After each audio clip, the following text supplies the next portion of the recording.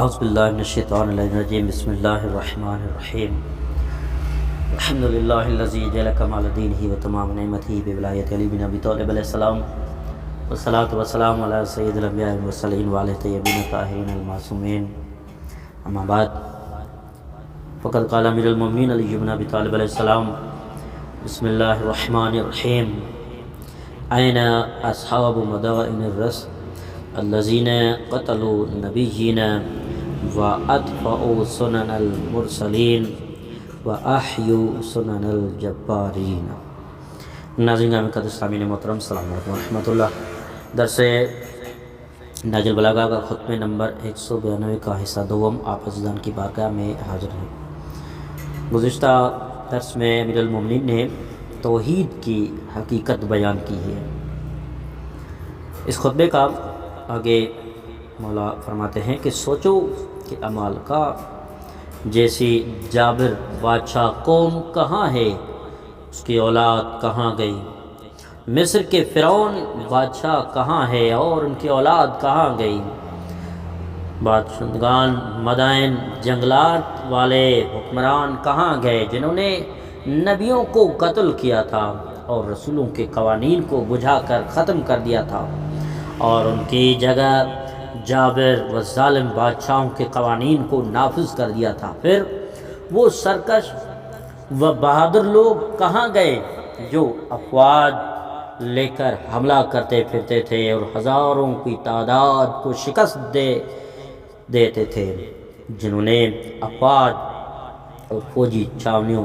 تیار کی تھی، شہر بسائے تھے اور وہاں تمدن جاری کیا تھا؟ یقیناً وہ شخص حکمت کے ہتھیاروں اور ڈھال سے سج کر آیا تھا، اس نے حکومت کو اس کی تمام شرائط اور آداب کے ماتحت حاصل کیا تھا، یعنی اس نے حکمت کے حصول پر پوری توجہ دی، اس نے پوری معرفت حاصل کی، اس کے حصول کے دوران خود کو باقی مصروفیات سے فارغ رکھا تھا۔ چنانچہ اب حکمت اس کے نزدیک اس کے اپنی ہی ایک گمشدہ چیز تھی جس کا وہ طلبگار تھا، اسی کی ایسی ضرورت اور احتیاج تھی جس کے لیے وہ سوال کرتا رہتا تھا۔ چنانچہ اب تو وہ حکمت کا طلبگار اسی وقت دیس نکالا لے کر جب خود اسلام کو جلاوطن کیا جائے گا، اور اس صورت میں اسے اتنی ہی ویسے ہی تکلیف ہوگی جیسے اس اونٹ کو ہوتی ہے جو تھک کر بیٹھ جاتا ہے اور اپنے دم بار بار زمین پر پٹکتا ہے اور گردن زمین پر پھیلا دیتا ہے۔ وہ حکیم اللہ کی باقی ماندہ حجتوں میں سے ایک حجت اور نبیوں کے خلفاء میں سے ایک خلیفہ ہے۔ اے لوگوں، میں نے تمہیں انہی واعظوں اور لیکچروں سے اکسایا جن سے سارے نبی اپنی امتوں کو نیکی پر اکساتے رہے، اور تمہاری ہدایت کے سلسلے میں نے وہ تمام حقوق اور طریقے ادا کر دیے جو تمام نبیوں کے بعد ان کے اوصیاء اور ان کی امتوں کے لیے انجام دیا کرتے تھے، اور میں نے تمہیں کوڑے کے ذریعے سے بھی تمیز سکھائی مگر تم اس پر برقرار نہ رہے، اور میں نے تمہیں ڈانٹ ڈپٹ پالی، خود ہی سنا کر بھی ہنکا مگر تم آگے نہ بڑھ سکے۔ تمہیں اللہ کے حوالے کرتا ہوں، خدا تم سے انتقام لے۔ کیا تم میرے سوا کسی دوسرے امام کی توقع میں بے حس ہو گئے ہو جو آ کر تمہیں سیدھے راستے پر چلائے گا اور صحیح راہ دکھائے گا؟ خبردار ہو جاؤ کہ دنیا کی وہ چیزیں جو تمہاری طرف آنے کے لیے متوجہ تھی انہوں نے اسپائی اختیار کر لی، جو پیٹھ موڑے ہوئے تھے وہ تمہاری طرف بڑھ کر آ رہی ہے۔ اور یہ بھی سن لو کہ اللہ کے نیک بندوں نے دنیا سے روانہ ہونے کا ارادہ کر لیا ہے، اور آخرت سے وہ تھوڑا سا سامان فروخت کر دیا ہے جو فنا ہو جانے والا تھا، اور آخرت کا وہ بہت سا سامان خرید لیا ہے جس نے کبھی فنا نہیں ہونا ہے۔ ہمارے ان بھائیوں کو آج زندہ نہ ہونے سے اور جنگ صفین میں اپنا خون بہا کر شہید ہو جانے سے کیا نقصان پہنچا؟ اگر وہ آج زندہ ہوتے تو انہیں بھی تلخیاں پینا پڑتی اور گدلے پانی سے پیاس بجھانا پڑتی۔ اس کے برخلاف شہید ہو کر ان کو اللہ سے ملاقات کا موقع ملا، اس نے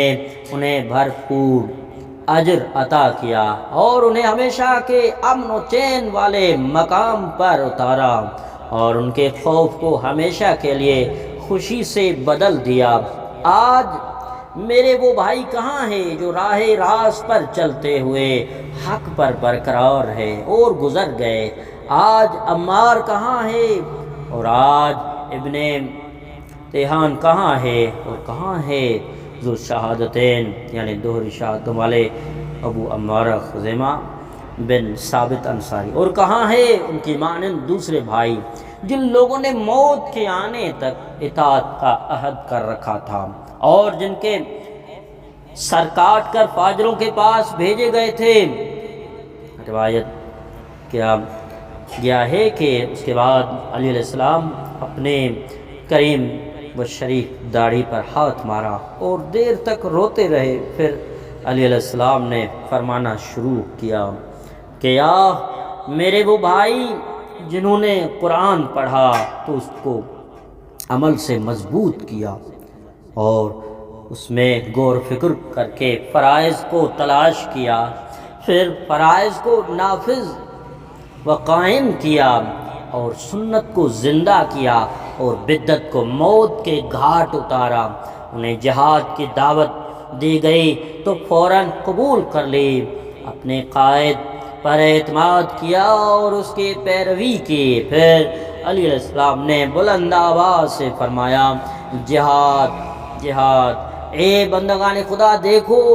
میں آج ہی لشکر کو ترتیب دے رہا ہوں، اور جو اللہ کی طرف بڑھنا چاہے وہ نکل کھڑا ہو۔ حضرت نوف نے بیان کیا کہ آپ علیہ السلام نے امام حسین علیہ السلام کے لیے 10,000 فوج ترتیب دی اور قیس ابن سعد کو بھی 10,000 فوج کا سردار بنایا۔ ابو ایوب انصاری کو بھی 10,000 فوج حوالے کی اور دوسرے لوگوں کو مختلف تعداد کی افواج پر سردار مقرر کیا، اور آپ کا ارادہ دوبارہ صفین جانے کا تھا، لیکن ایک جمعہ بھی نہ آنے پایا کہ ملعون ابن ملجم نے اللہ اس پر لعنت کرے آپ کے سر پر ضرب لگا دی، جس سے وہ تمام افواج بکھر کر واپس چلی گئی اور ہماری حالت ان بکریوں جیسی ہو گئی جو اپنے چرواہے کو کھو چکی ہو اور چاروں طرف سے بھیڑیے انہیں اچک کر لے جا رہے ہوں۔ والسلام علیکم ورحمۃ اللہ وبرکاتہ۔